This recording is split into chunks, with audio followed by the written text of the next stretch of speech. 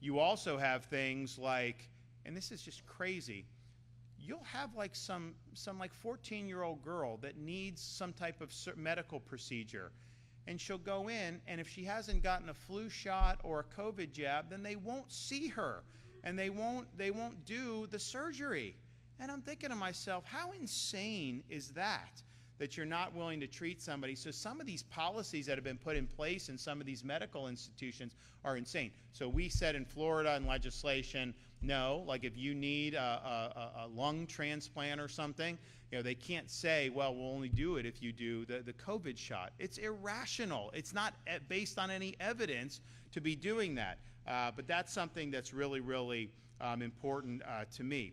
So we've done a lot over the years to really, I think, be on the right side of fighting against the hysteria. The reality is people, these elites, they just lost their way.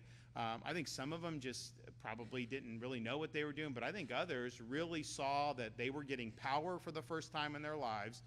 This was kind of the Super Bowl for them, and they wanted to use that for all they could.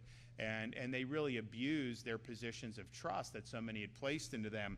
And I think the credibility of so many of these institutions and so many of these, it's done.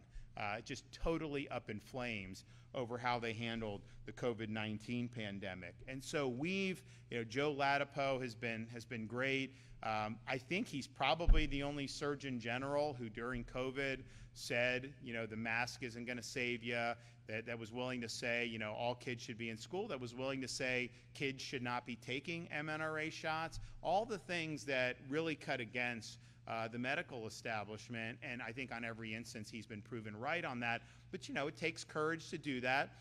There's a lot of professional blowback that happens when you stand up and do what's right.